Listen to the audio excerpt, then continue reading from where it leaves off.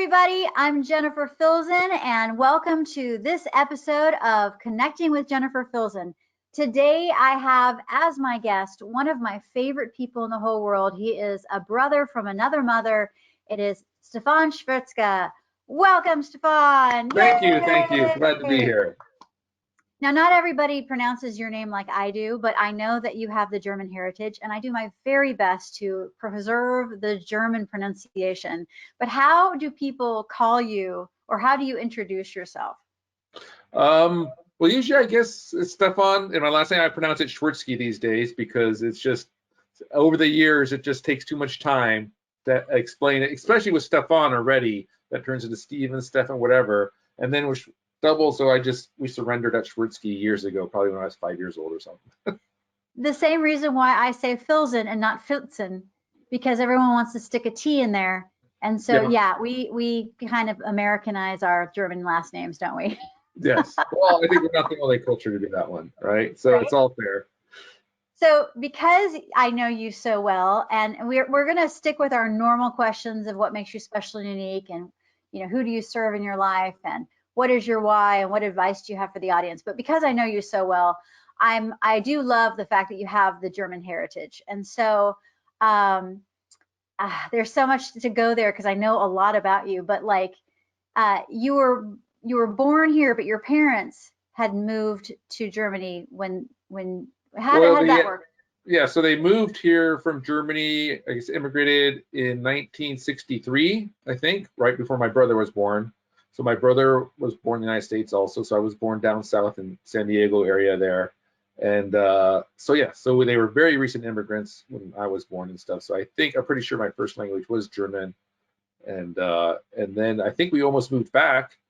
My father was working as a physics researcher, I guess, at General Atomic in San Diego, and I think they went broke or something. And I think he was about to take us all back to Germany, and then he knew somebody up here in Monterey at the Naval Postgraduate School that got him a job as a professor. And so that was, I guess, a very key turning point. Right? I could have still easily ended up being fully German, ending up in Germany. Wow. So yeah, you've been in Monterey for a long time. So how old were you when you I think we moved there. I was about 3 years old. Yeah, you were little because you're a Monterey boy. You're very much a Monterey guy. And that's pretty much my first memories, Monterey. In fact, okay, because you're a Monterey guy, and you're what, 55? 65. Yes, I believe I am 55 now. I know, right? Yes, it's 2021. Had to do the math real quick, but yes. Oh, so you haven't had your birthday yet? No, I'll be 56 this year, actually. Okay, there we go. Yeah, I know. Thank God for like easy to calculate years. I'm a 70, so like. Yes, that's true, right? So well, sometimes it's easy. Yeah, if I was on a more tricky number, I'd be like, damn it, how old am I? Yep.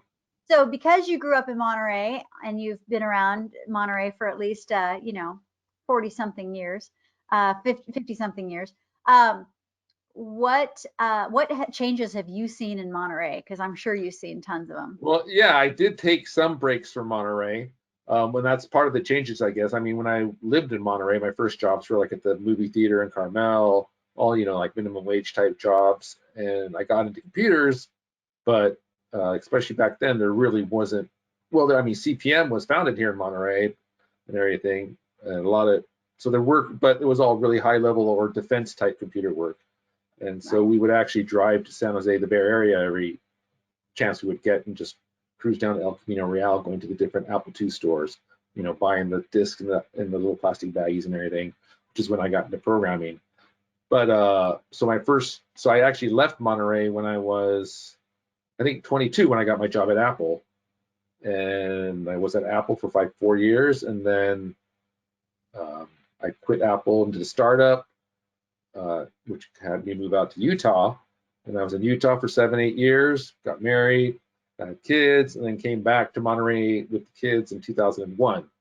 So there was a little gap there. And actually, I guess Monterey, there's more, it hadn't really changed that much, right? Which is kind of the charm of Monterey, I guess, right? It was really pretty much kind of the same. I mean, obviously there was a little bit more tech there and everything. And that was always part of my dream, was how to bring tech to that area. because I had to commute for a while to Apple from Monterey, or I've had to commute from Monterey to San Francisco for jobs, and it takes it out of you. So the more tech we can get to Monterey, the better. Yeah, for people who are not from this area, so the commute from Monterey to San Jose, Cupertino area where Apple is, that's about an hour and a half with little traffic. Yes. But what you add traffic, and then that could be another hour. Right? At least, right? It always, I mean, it really stalls up for like 40 miles out of San Jose. It's like takes an hour. Yeah, exactly.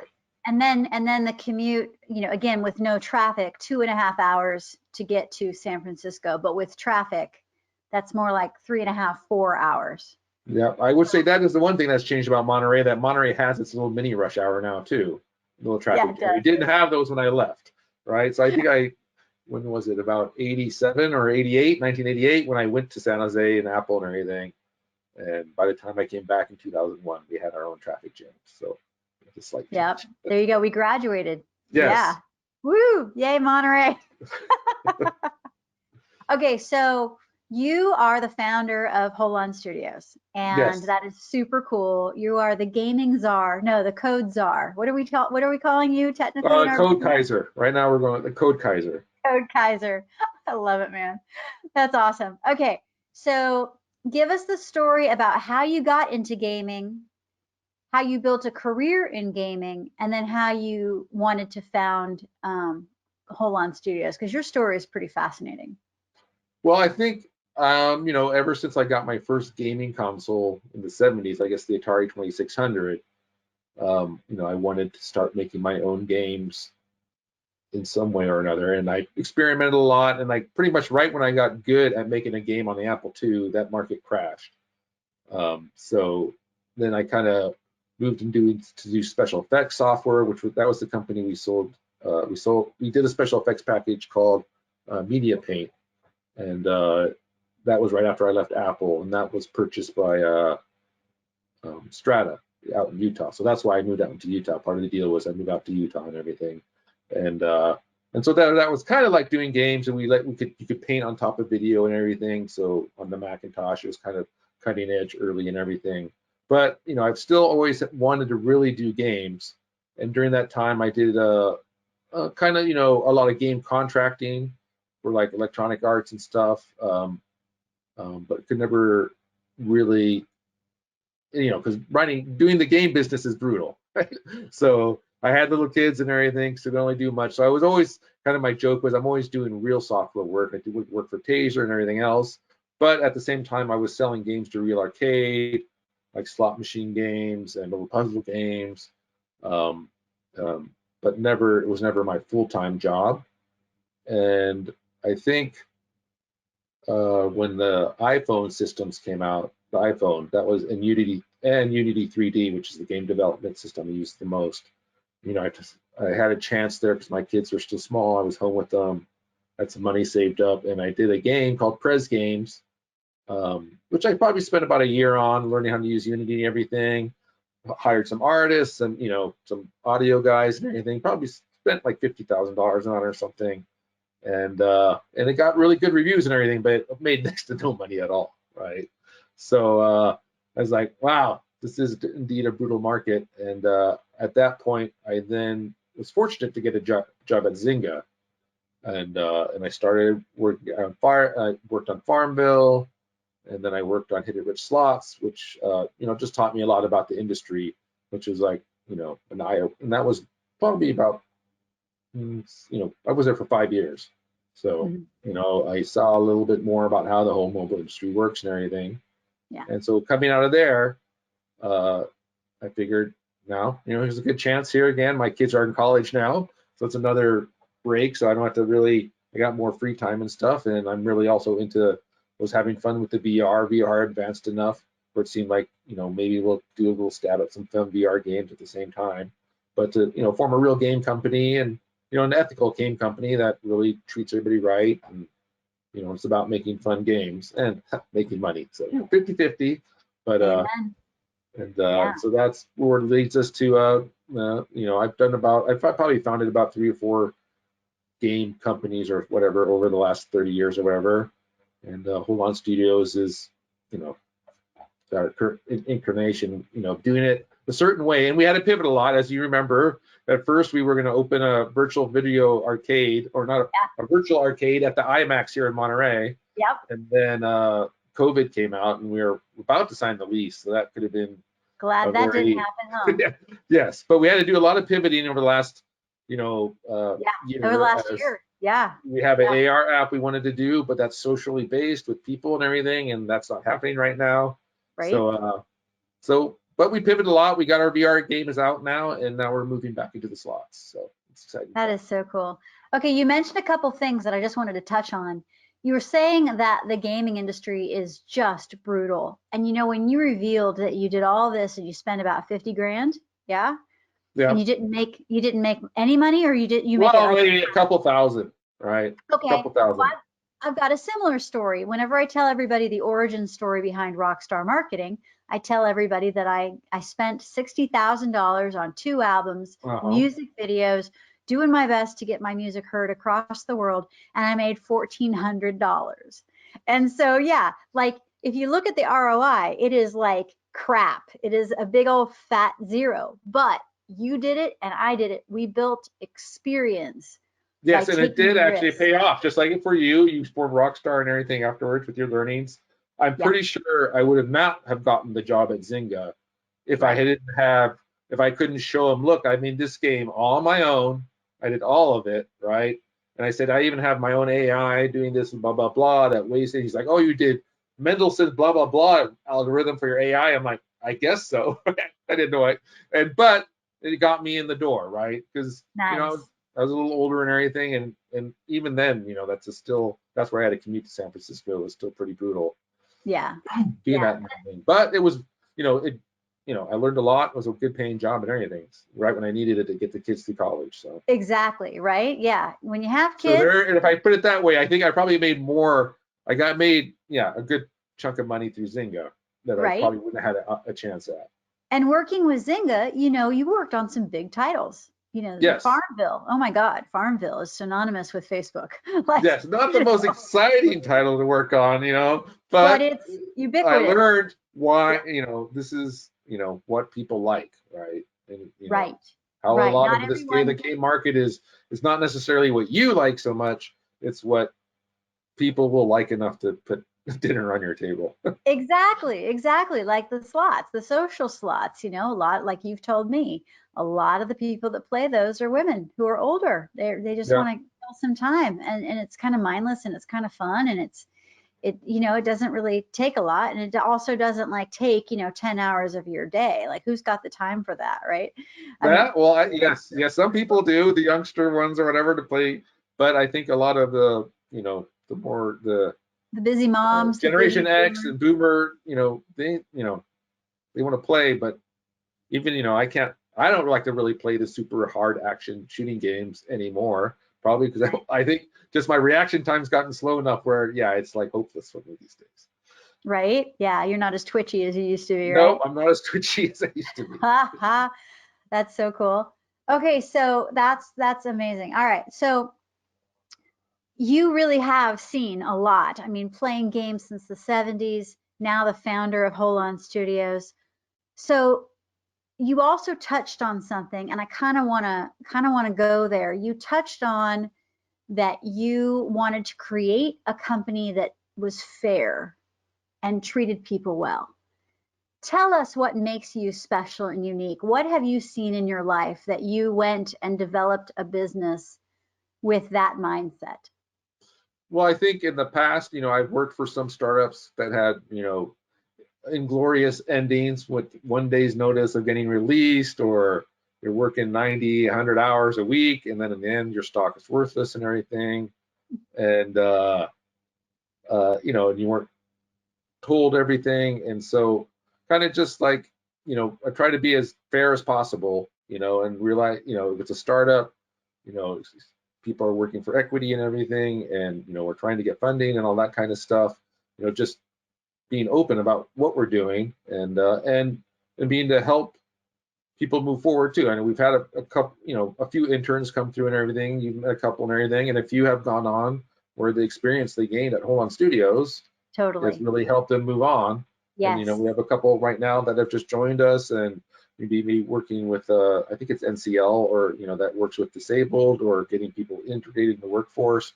So that kind of stuff, being helping the community. So that's part of it is this area here of Monterey and Gilroy, that kind of area where it's still not tech is underserved, and like I had to leave Monterey to get to the tech field and make it easier for just people to do it overall. And hopefully with that kind of giving, it comes back, and we have a happy company that shares the profits equitably and fairly as it goes along.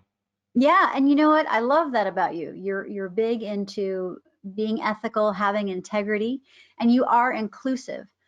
For those people, if you guys missed it when he said it, disabled folks, women have a place on this team. There are lots of things about gaming companies that tend to follow a stereotypical format and a stereotypical run them into the ground kind of work ethic, where yes, we all work hard, but we also like a recent release, I was like, I wanted to be on top of it, but I had other projects, and so it was forgiven that I didn't stay up till 3 in the morning to get something done. I could wait a couple days and do it when I could, versus crack that whip, get it done.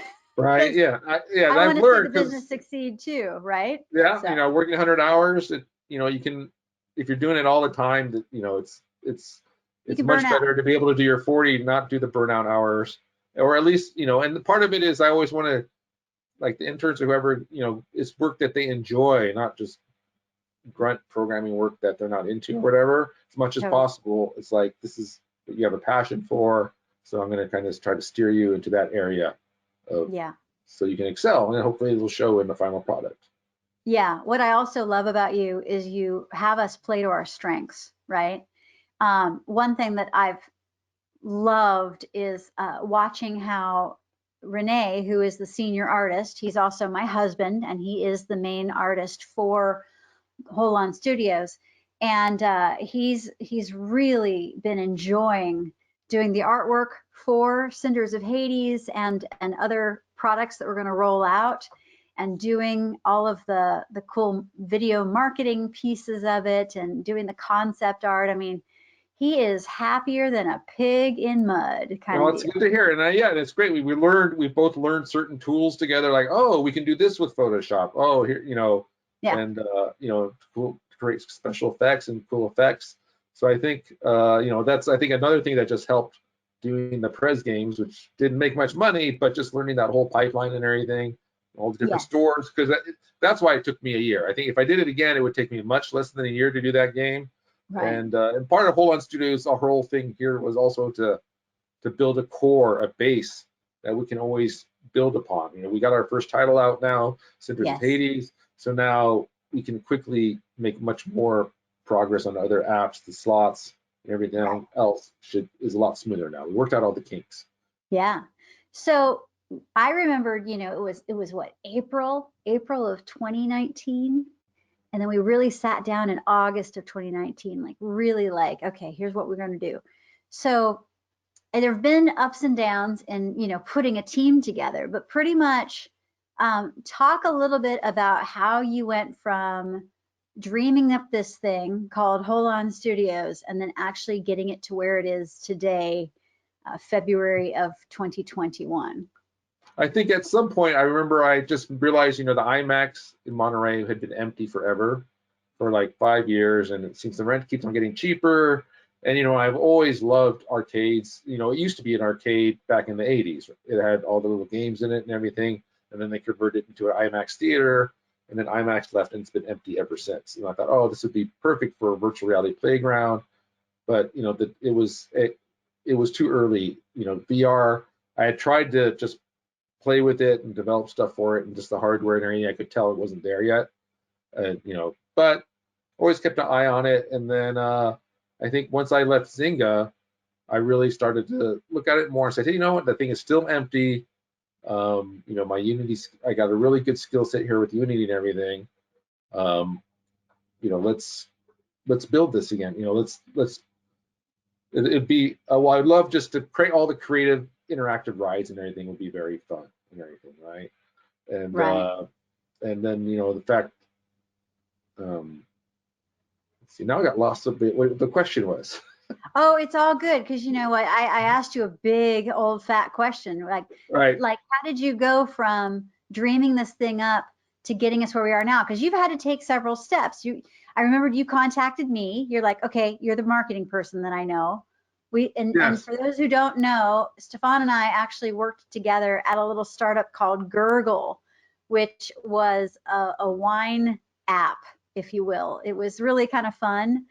Terry Pershall put that together, and you were the code Yeah, that's development when we first guy. met each other, and Yeah, it was a nice little app, and yeah. that was And part I of, was yeah, the marketing person. And what was that? 2014 or something like that? or even earlier. I think maybe even 2012. Oh my So gosh, I'm it was losing pretty track early of on. time. Yeah, it was really cool. I'll never forget it. I was going for a walk at what is it? Frog Park. Where the frogs are By off Derry of Oaks there, Canyon Del huh? Rey, by Canyon Del Yeah, Rey Canyon there. Del Rey. Yeah. It is called Frog Park. What is it? What is it called? Well, that's why I knew you were talking about, because it's Yeah. always got frogs croaking over there. Yeah, for those who don't know, okay, so the book Cannery Row by John Steinbeck, we live here in Monterey, and Cannery Row is, of course, a very famous novel.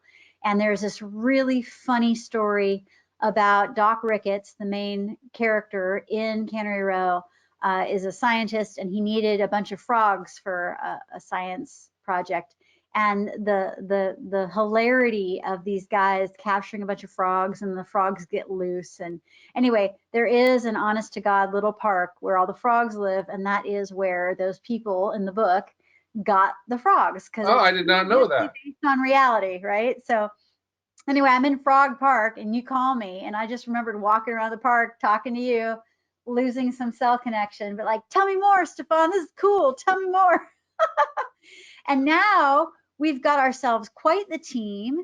We have Brad as our Yeah, Brad cohort Chalou, in, yeah, he's basically our deputy CEO here, and he has comes with a lot of experience with Amazon and mobile, doing mobile uh, product chain optimization, or what stuff like that in the mobile yeah, industry, and he's with our systems Microsoft and guy, Amazon. systems Yes, and operations genius. yes, Yeah, exactly. right. And you're the code Kaiser. And we got Code Renee Kaiser. doing the art. We have other artists on the team that come in and out, but Renee has kind of been the mainstay. And then we've got the marketing team, me and Chris primarily. Yeah, if I think about it, we've had quite a few people come through the Yeah, pipeline over the last year and a half as we've, gone up and down with the pandemic and everything else. yeah, Special effects artists from Hollywood. We have exactly. all sorts of people working on this stuff, and Yeah, marketing it's geniuses. all appreciated. And Yeah, and we did it. We got our first product out, and I think we're on a roll now. But yeah, we I are on a think roll. It is the main cool. reason I do it is just I just want to. I always kind of imagine having people having fun with it, right? Just that's For kind of a sure. drive. Just imagining them playing that game and just having a smile, or really enjoying it. Well, that is perfect that you bring that up, because I wanted to ask you, all right, so who is it that you serve in life? So I want to talk about Holon Studios, but I also want to talk about you. Like, you're coming from a place of love. Like, what do you envision Holon Studios doing for the world, and how does that tap into your own personal why? Like, Well, why do you get out of bed every day, and that goal to well, I serve? definitely try to always come from that place of love, but sometimes everybody's human, right? But that is my main goal, and that is kind of the name Holon Studios as it is. Holon is like a Greek term for one element, and if the identical holons come together, something unique arises out of them. So drops of water, they come together, it makes a puddle, a bunch of puddles come together. Now the puddles are holons, they come together, makes a pond, ponds come to lakes. So it's always something new arising out of nothing almost, right? Because, just out of the same elements coming together and working together or sticking together, something new and amazing comes out. You never know. And in a way, even the way we design our games, like Cinders of Hades, it's very physics oriented, and random. There's none of it's on rails. You never really know how it's going to fall apart or, you know, come together. The final end result of the game, well, everything blows up. But it's always different, and you know, and our whole coding system in a way is all about, you know, these elements coming together and something just new comes out of it without having to do too much of the game on rails, which is a term mean where it's just a very scripted game. Like the guy always comes out of the same corner. They always come from the same place, you know, so it's very predictable. And so in a way, our games are more, I don't know, more lifelike in the sense that it's always more random. The universe, yes. Yeah, well, I know what you're talking about. I'm glad that you defined on the rails, because like I remembered as a teenager taking my allowance money in quarters, going to the local arcade in the mall and spending it on Donkey Kong, Pac-Man, whatever the racing game du jour of the time, like, and it's Monaco true. It's something. like, Yep. it's like I kept repeating, like on Donkey Kong and Pac-Man, I kept repeating the same types of patterns because I knew that it would get me to the next level. But then the challenge is that, yeah, I would continue repeating the same patterns and then I would die pretty much in the same place every dang time, right? But you're saying that because of the randomness of Cinders of Hades, which is a shooter game, super easy, super simple, like Stephan will tell you, I am no gamer. I have it on my New Year's resolutions to play more games because of Holon Studios. But it is like I just, you know, I normally don't gravitate toward most games that you hear that are big titles, you know, like the multiplayers and the different things. I like something nice, easy, quick in, quick out. And what I love about Cinders of Hades is it's about 5 minutes of playtime, give or take. It starts off pretty easy. It's a little shooter game, and you're just trying to keep the Cinders of Hades, the on fire boulders that are coming at you from hitting your castle. But then there are other things that are being lobbed at you, and as the time goes on within the game, more things come at you, and it's more rapid fire, and it's just a matter of, you know, how well can I defend my castle before it's destroyed. But then, like you said, once it's done, then I started over again, but different things happen and different characters. I remember some weird things have happened where it's like, oh my gosh, this thing came up, and you know, it's unpredictable, which is, well, relatively the way the pieces, the way the castle falls apart is different every time. And right. I think that's all, you know, I really loved Missile Command and Asteroids during my arcade days. And, you know, both of those are games where things are just coming from all over the place. So, you know, and it's ways like that here, we're blasting boulders, they're breaking apart, you have all these things coming in, you know, and you just have your two blasters. So it's a fun arcade game, and you know, and I'm happy with the performance and everything. It shows how our technology works as it's supposed to, because it runs really fast. You know, it runs on all the headsets, the Quest, and everything. And you know, now we're just learning, you know, how to market it and get it out all through the distribution channels. So, you know. Yeah, for sure. Now you chose VR and AR. Why? Because is that like the cutting edge stuff? I think I always like something new, right? I always like a new challenge or something new to play with. And after Zynga, I you know, got a Quest and the new headsets, it was much, the whole development environment had improved. It used to be kind of Wild West. You know, the documentation would get stale really fast. You never knew what was going on. Things would start crashing or not work anymore with the latest release from the developer. And now, you know, years later, it's far more solid, and you know, the hardware is far better too. Gotcha. Okay. So, and it's just fun, and you know, it's such a brand new world that you can create anything, you know. So, you know, I want to try to make, you know, I have some ideas for some new games here that are, you know, that aren't, you know, weird or not, you know, kind of new concepts and stuff like that. Yeah. In fact, is it okay that we kind of talk about some of the things that you're dreaming up? Because let's be clear, we don't have a timeline on these things, but when you were talking with the Code Kaiser, the founder of Holon Studios, this guy is an ideas guy, right? We have tons of ideas, and you know, obviously we're working hard on the slots game now, because that's I've always loved to play slots for some reason. You know, most programmers, they know that you're going to lose all the time in the end, but it's still just fun. It's very just kind of a zone out game or whatever. And so I've always had, you know, I don't think a lot of programmers have fun, at least when I worked at other teams on slots and stuff. I sense a lot of the younger developers are like, oh, this is a terrible. Why am I not working on Call of Duty? Why do I have to work on slots? Right? An old person's game. But Oh, so I think, that I think gives us an advantage because I love slots and I'm a programmer. So right. I have some really new, unique ways of spinning the reels or of doing slot type gambling game, social games that have never been seen before. So I That mean, that's going to be a lot of fun. And just in the VR world, we have a whole spreadsheet full of ideas of what we want to do there. Like a 3D pool, where you're playing billiards or something inside a cube, something like that. Just about any game that you can play in the real world now, like simple games, you can now all do in VR, and then add all these special effects on top of it. So it's just even grasping it all takes a year or two of all the possibilities, right. So I think that's part of the AR in the VR, with AR, which I think is going to be bigger than VR in Yeah. the long run, as more better glasses come out and everything. Yeah. With this stuff, I know you're mixing the, video games on top of reality. It's just, sky's the limit. So, It's I your mean, I happy always like place. the holodeck. I always like the holodeck on Star Trek, where you can just make experiences or whatever you want. Right. So I think I've always wanted to be able to do that. It's probably why I got into programming or video games in the first place, is to make new worlds and stuff. And that is true. I love the idea of the surround, like there's surround sound and then there's surround view, which is why I think the IMAX theater had an appeal to us, right? Again, it's that Oh yeah, we had surround so view. many good ideas for that place. Yeah, I know. We That's want okay to do a though. restaurant with You never AR. know what the You never future know. holds. We Yeah. might have an opportunity to occupy the IMAX theater in Monterey at some point, but again, Never say never. So. a testament to you and your ability to pivot, because 2020 was definitely the year to pivot. Oof, right?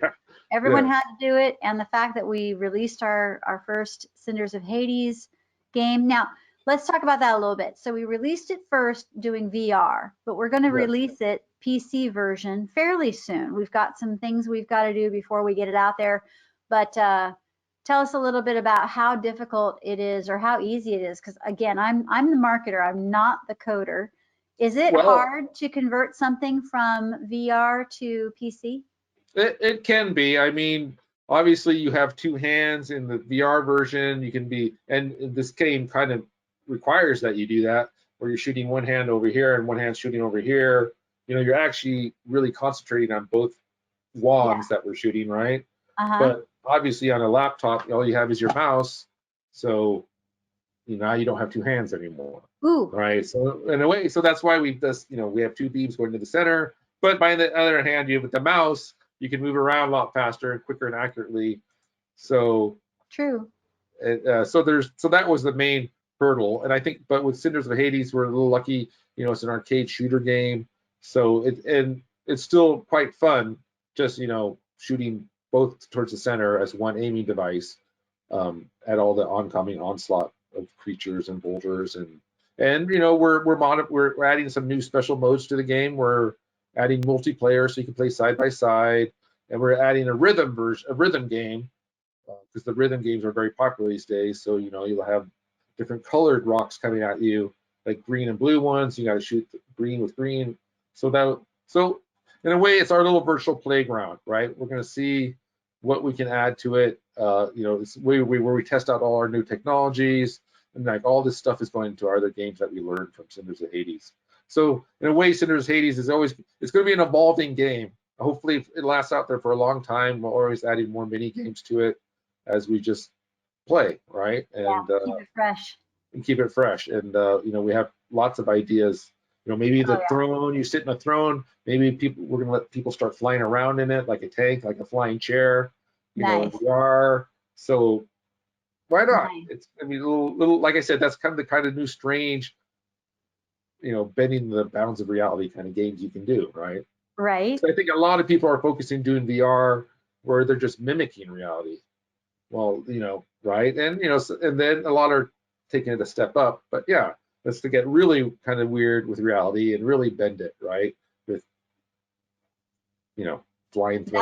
That is pretty cool. I didn't realize that was your vision, because I was just thinking, when you first came up with your very, very first version of Cinders of Hades, it looked so different from what it looks now. I mean, just from concept to release, I would say it had at least 4 extremely distinct versions of it. Yes. I think we had a couple, maybe a little too many chefs at one time. That's one of the learnings or whatever. But I think we just had to buckle down and all right, let's get a game that's playable from beginning to end. Get our infrastructure straight. And I think in the end it paid off, right? We made the right choices, and we got dragons now. We got all sorts of weird creatures, and it's much. It's like I said, it's growing, evolving. There's all sorts of different versions. Or we're going to do a version where people are now blasting each other's castles, shooting at each other, right? And make it more social. In a way, it's a single player, but I definitely want to bring more social to it, so you can play with your friends. Nice. And things like that. Nice. So my last question, whenever I'm doing my connecting with Jennifer Filzen, is what advice do you have for the audience? And so you could take this in whatever direction you want. Like I'm almost wanting to ask it to you in 2 different forms. Like, for anybody who's a gaming developer, what advice do you have? And maybe just for anybody who's starting a business, what advice you have. But however you want to answer that, I'm just so fascinated by what you're going to come up with as far as advice. Well, I think the one thing I learned is, even though I want to do all these mind-bending games or anything, you don't want to take it too far as a developer, especially in certain sectors of the industry. And with some people we had worked with where we did the user testing of the slots concepts and everything. You really have to get the analytics is critical to be successful in this industry.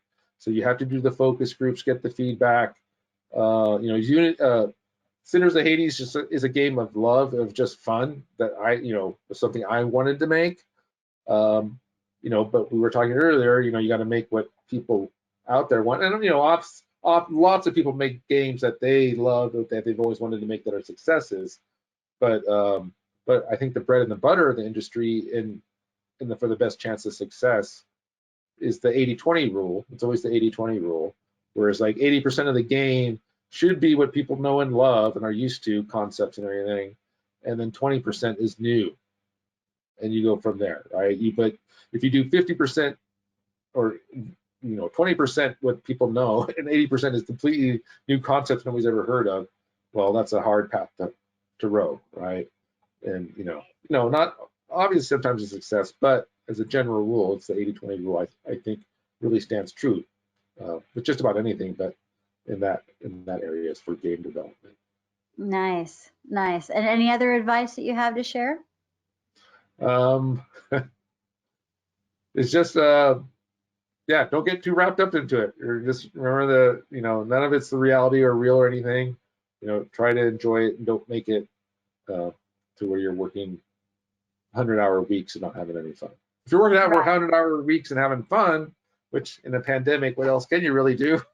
Great. But right, but I guess I'm lucky in that way that I can, we had our office on Foam Street and everything, but with the pandemic and everything, that we can all still work with the tech and everything. And I think as this pandemic goes on, the VR is going to get more crucial too, right? Just for remote controlled services or whatever. Oh yeah. So we figure this out and everything. Yeah, that leads me to remember today I met a gal. Forgive me, I've already forgotten her name. I just met her, and it turns out she works for a business that does augmented reality of training for auto body repair. Oh, I saw it. Yeah. Yeah, TechieBot, TechieBot.com, TechieBot. And she was really cool, and she was talking about how because I was asking her, does it only apply to auto body shops? And then what are you guys doing? And she was talking about some test cases, and she was saying that augmented reality has been utilized for training in various corporations, including KFC, and apparently they use VR, yeah, AR, VR, to teach the people how to cook the food, and that the workers' comp rates have dropped drastically because they have this safe environment where they can learn how to do things and mess up without hurting themselves. So, So they may have AR fryers and everything. And I yeah, could see where it even moves on to when they really are working on the job, they're still wearing them, right? Because as the glasses get lighter and lighter, because I guess they're probably using the HoloLens from Microsoft and stuff like that. I don't know That about that, it could but tell I them, oh, can. the fries are done or whatever. The AI, time to pull this. It's just like Minority Report, kind of just overlaid on top of Oh everything. yeah. But it is. I thought that was really cool. And when she told me that story, I said, "Is that why when the KFC chicken warming game console thing was a genius move because they were already operating in the AR space? Like if I now that I know that they train their people in AR, well then the chicken warming game console is brilliant, and Yes, when it's is just that a coming natural out? progression. Isn't that funny? In fact, yeah, I'm just kind of curious. I'm not here to put you out, put you on the spot, but I'm just kind of curious if an investor or if a business said, all right, we see what you guys are doing, Holon Studios, we see what you're doing with VR, AR, we see what's capable here. Can we apply it commercially? What do you think? Would that be like something that Holon Oh, Studios? definitely. I mean, our whole base code base and everything is it's built to do AR. I mean, we do have one AR game right now involving lottery scratchers, which is I think is going to be pretty exciting. I'm not going to talk too much about that, but just use your imagination with AR. And I think or the way I think there's a few companies that are doing AR toolkits or whatever. In a way, we have our own. In a way, we have our toolkit, but we also it helps us. A lot of them are just a toolkit, but no way to build the story, and that's why we want to do the graphic novel with Renee and everything, because now we have a toolkit where we can easily build the story. I can pretty much see where we can give Renee our whole on system now, and without too much help from me, he can put together the whole graphic novel story he wants to put together Oh, using yeah, the that would whole be on so rad. storytelling system, right? Which is kind of the pivoting and the hell we went through for the last year and a half, getting it all done. But now, we can build things much faster. I mean, There's a so lot of good that came out of a bad situation. yeah, Yeah. Yeah. And that is the beauty of pivoting, right? When it's like, oh, you can, forgive the pun, 2020 hindsight. You're like, yeah, that was a crappy year, but boy, did we learn a lot.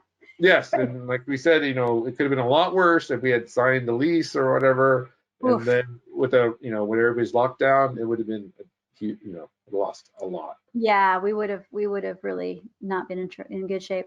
So this has been great, Stefan. Everybody, thank you so much for watching us. I hope that you guys got a lot of really great insight as to who Stefan is, who Holon Studios is, our why, and what we're doing. Our Cinders of Hades game, which is available on Steam.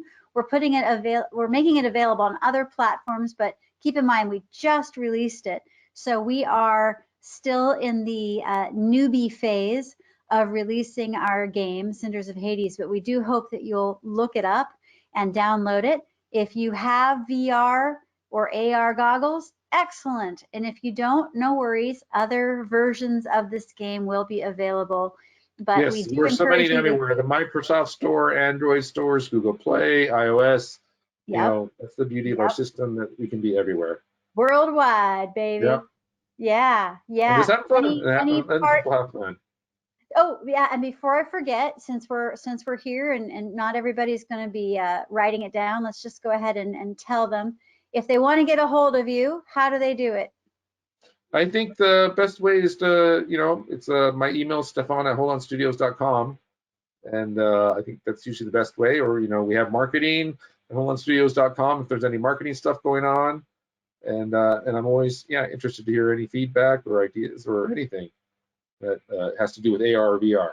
So, Nice, nice. And if you guys want to work with us, let us know. and there's always the social casino part. That's the very if that game, the feedback we've had from the people, our user tests are very positive. So we're hoping to have some, something ready to show that's playable, in about 6 months or so. So Nice, All right, everybody. Thank you so much for coming and connecting with Jennifer Filzen. You got to know Stephan Schwirzke. All right. Have a Thanks good for having one. me.